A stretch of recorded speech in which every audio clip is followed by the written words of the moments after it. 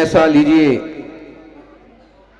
कि जग निहाल हो जाए, और काम ऐसा कीजिए कि कमाल हो जाए। तीर्थंकर भगवान ने जन्म लिया, महावीर भगवान ने जन्म लिया, श्री राम ने जन्म लिया, अंकलेकर आचार्य आदि सागर जी ने जन्म लिया, तपस्वी सम्राट ने जन्म लिया, और जन्म लिया ऐसा जन्म लिया कि जग निहाल हो गया, और ऐसा काम किया कि कमाल हो गया। आपने भी जन्म लिया है, आप अपने जन्म को निहाल कीजिए, कुछ ऐसा कीजिए जिससे आप ऊंचाइयां हासिल करें। जग निहाल कीजिए और कुछ कमाल कीजिए। और संसार के कमाल करने वाले तो बहुत लोग मिल जाएंगे, लेकिन आत्महित साध करके आत्म कल्याण का कमाल करने वाले बहुत भाग्यवान लोग होते हैं। आत्मार्थी सज्जनों, कमाल कर दिया तीर्थंकर भगवान ने।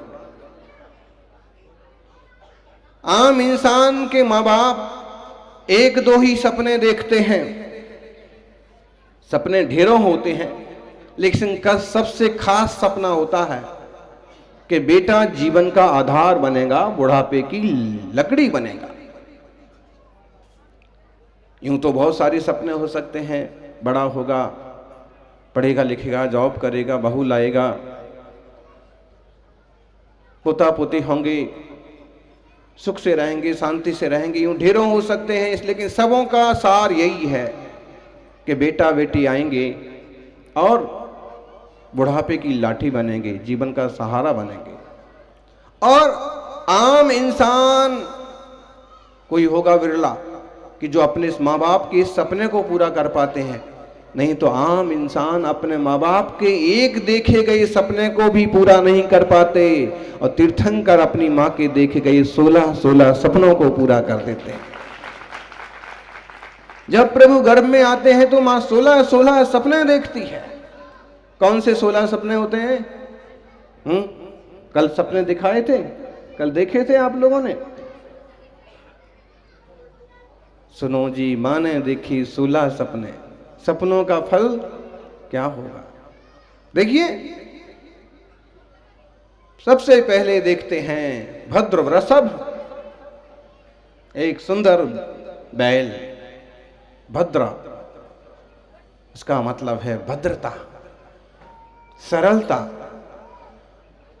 हाथी, गंभीर चाल ढाल, शक्ति, मजबूती, बुद्धिमानी का प्रतीक।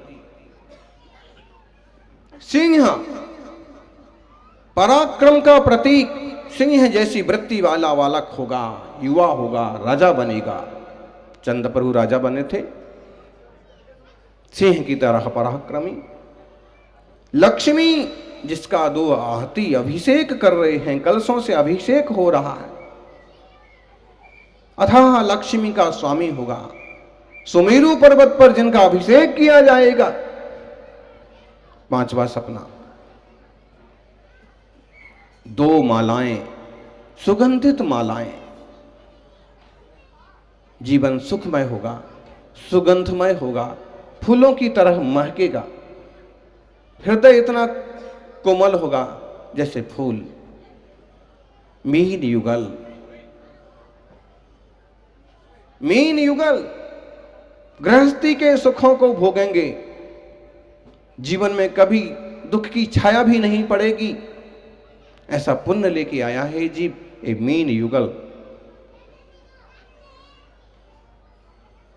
पूर्ण कलश, भरा हुआ पूर्ण कलश, भरे हुए 2 पूर्ण कलश। सुख से, शांति से, समृद्धि से जीवन भरा रहेगा, संपत्तियों से कोष भरा रहेगा। सागर, समुद्र, समुद्र की तरह गंभीर होंगे, मर्यादा का पालन करने वाले होंगे। और बहिर्क्षिप्त मलाह, कुछ भी अवगुणों को ग्रहण करने वाले नहीं होंगे, बाहर छोड़ दिया करेंगे। कमल खिल रही हैं जिसमें ऐसा सरोवर देखा।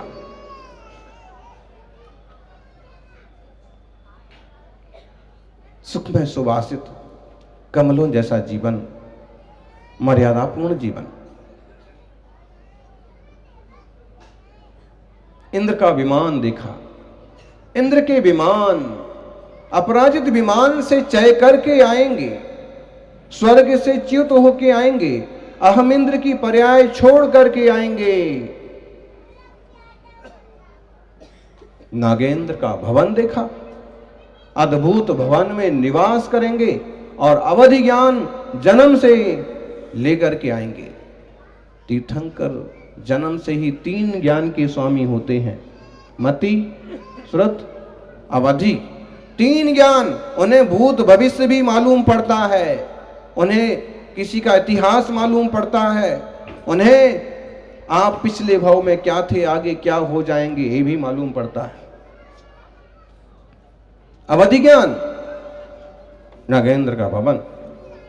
निर्धूम अग्नि। अपने जीवन में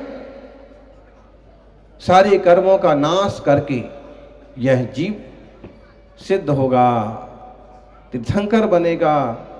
निर्धूम अग्नि। रत्न राशि। राज भी करेंगे तो भी गुणों के स्वामी होंगे, अरहंत बनेंगे तो अनंत चतुष्टय के स्वामी होंगे, और सिद्ध होंगे तो अनंत गुणों के स्वामी होंगे ही। ऐसे सिंहासन, सिंहासन के अधिपति बनेंगे। राजा बनेंगे तो सिंहासन पर विराजेंगे ही, और अरहंत बनेंगे तो समोषण में भी सिंहासन प्रातिहार्य विभूति को प्राप्त होंगे। सूर्य देखता। सूर्य के समान प्रतापी प्रकाशवान, जगत को रोशन करने वाले, दुनिया का मार्गदर्शन करने वाले होंगे। चंद्र देखा। चांद की तरह शीतल और चांद की तरह घर घर में चांदनी फैलाने वाले होंगे। किसी से भी भेदभाव नहीं करने वाले होंगे ये प्रभु। सज्जनों, आप कहोगे पत्रिका में छपा है भगवान का जन्म कल्याणक, गर्भ कल्याणक, और आप भी कह रहे हैं कि आज भगवान का जन्म कल्याणक महोत्सव है। तो क्या भगवान का गर्भ और जन्म कल्याणक होता है? भगवान गर्भ में आते हैं? भाई, आप जैसे भोले लोगों को तो ये भी पता नहीं पड़ रहा होगा कि हम क्या प्रश्न कर रहे हैं।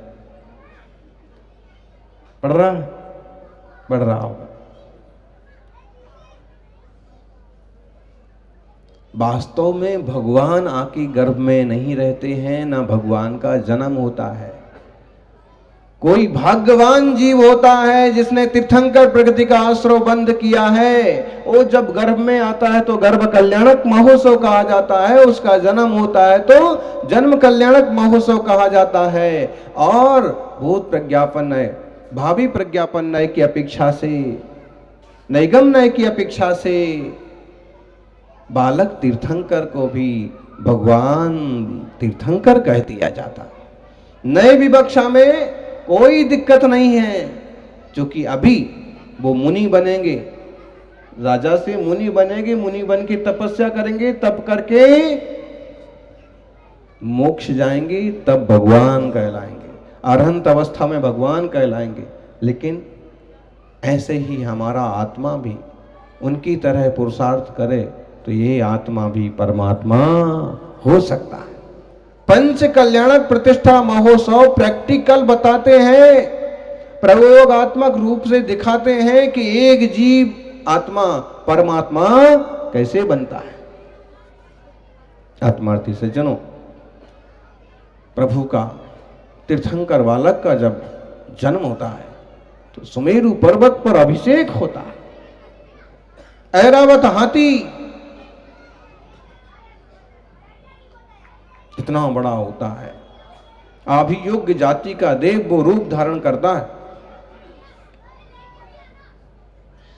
वो देव हाथी का रूप धारण करने वाला देव भी इतना भाग्यशाली होता है कि जब तीर्थंकर प्रभु बालक उसके ऊपर सवारी करते हैं तो वो इतना निर्मल परिणाम वाला होता है कि उसका अनंत संसार का छेदन होता है और वह भी एक भवावतारी हो जाता है। केवल एक भाव लेगा, इसलिए कभी शर्म नहीं करना कि पालकी में मैं कैसे कंधा लगाऊं, श्री जी को सिर पर लेके कैसे चलूं, मैं ही हमेशा अंगोछी करता हूं, मैं ही हमेशा मार्जन क्यों करूं, मंदिर में मैं क्यों झाड़ू लगाऊं। अरे भाई, वह देव जानवर का रूप लेकर के, हाथी का रूप लेकर के सिर्फ स्पर्श प्राप्त करता है और एक भवावतारी हो जाता है। तुम्हें तो पूरे शरीर का स्पर्श करने का सौभाग्य मिलता है, लेकिन तुम अपने नेगेटिव विचार से उस पुण्य को एक तरह से खत्म करते हो। प्रभु साक्षात कहो कि प्रभु की प्रतिमा कहो, फर्क क्या है? चूंकि वो चेतन है, सिद्धालय में विराजे हैं, ये अचेतन है, मंदिर में विराजे हैं, लेकिन संस्कार तो वही किए हैं, मान्यता वही है, वही मानोगे तो वही फल मिलेगा। पानीय मप्य मृतमित्यनुचिंतमानम किम नाम नो विस्विकार मपा करोति। पानी को कोई मंत्रवादी और मंत्रित कर देता है तो मंत्रित पानी बुखार को, जहर को, नजर को, इस चीज को, उस चीज को दूर कर देता कि नहीं कर देता? एक अंजुली भर पानी के लिए लोग पीछे पीछे डोलते। कोई ज्ञानी हो, 2 बूंद जिंदगी की, पोलियो की 2 बूंद से अब उस बच्चे को कभी भविष्य में पोलियो नहीं होगा और बचपन के थोड़े से संस्कारों से इंसान का जीवन कभी नहीं बिगड़ेगा। जन्म से ही कितने अतिशय होते हैं प्रभु के, जन्म के 10 अतिशय से संपन्न होते हैं? अरे भाई, जन्म की अतिशय थोड़ा तो आप समझते और मानते होंगे, और किसी किसी का अनुभव होगा, कोई बुजुर्ग बता भी सकते हैं कि बोले जब से जिस बेटे का जन्म हुआ है तब से परिवार में बहुत तरक्की हुई। जब से बिटिया का जन्म हुआ है तब से घर में लक्ष्मी आ गई, है ना?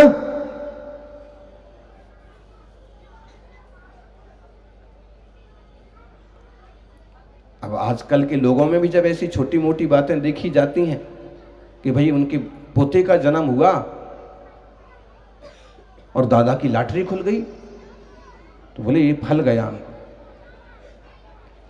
बिटिया आई और तुम्हारी बढ़िया जॉब लग गई, बड़ी नौकरी मिल गई, तो लक्ष्मी आ गई हमारी।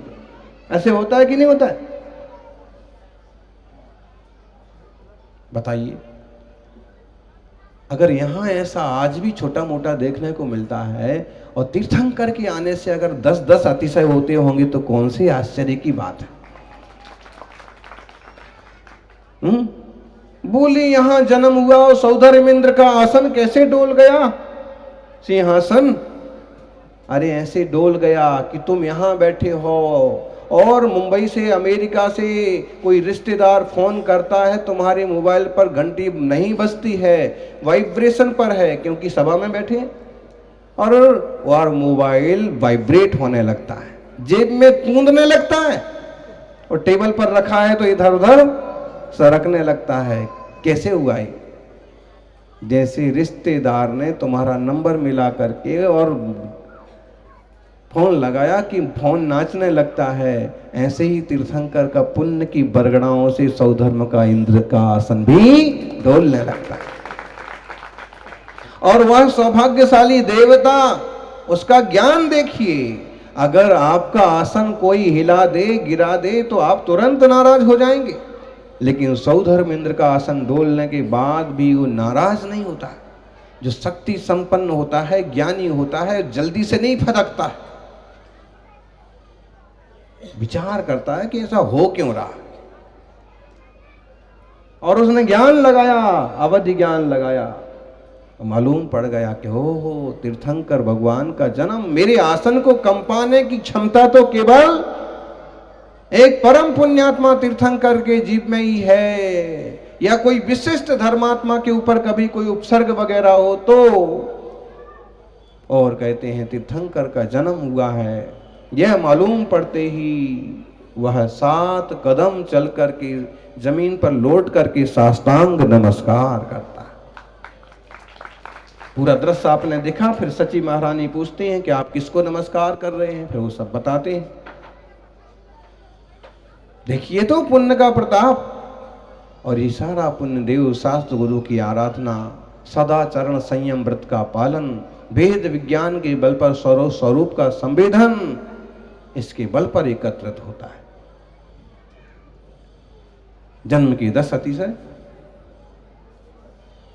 अतिशय रूप सुगंध तन नित्यम निश्चय दत्तम निर्मलता क्षीर गौर रुधिरत्वम च स्वादाकृत संघनने सौरूप्यम सौरभम च सौलक्ष्म्यम अप्रमित वीर्यता च प्रियहितवादित्य मन्य दमित गुणस्य प्रथिता 10 विख्याता स्वतिशय धर्मा स्वयं भुवो देहस्य।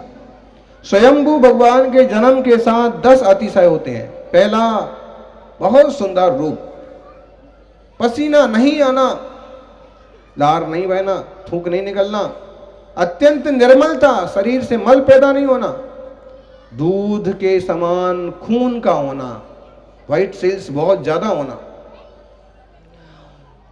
प्रथम संस्थान, उत्तम आकार होना, प्रथम संघनन, अत्यंत मजबूत बॉडी होना, शरीर शक्तिशाली होना, सौरूप्यम, स्वरूप का होना, खूब सुंदर रूप, सुरभ, सौरभम, सुगंध आना शरीर से, सुगंध जैसे फूल से सुगंध आती है वैसे उनकी बॉडी से, शरीर से सुगंध आती है। सौलक्ष्म्यम, अनेक लक्षण, 1008 लक्षण व्याप्त होना। अप्रमित वीर्यता, शक्ति का पार नहीं होना, अतुल्य बल। प्रियहितवादित्यम, बोलते समय हितकारी हो, मीठा ही बोलना, या फिर शांत और चुप रहना। ऐसे 10 अथवा अनेक अतिशय तीर्थंकर भगवान के स्वयंभू प्रभु के जन्म लेते ही होते हैं। सज्जनों,